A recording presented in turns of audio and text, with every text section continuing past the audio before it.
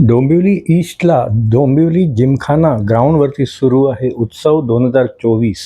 या उत्सव 2024ची तारीख आहे 21 डिसेंबर ते 29 डिसेंबर आणि याची वेळ आहे संध्याकाळी 4 ते रात्री 10 वाजेपर्यंत. इथे तुम्हाला एंट्री तिकीट 40 रुपये पर पर्सन आहे.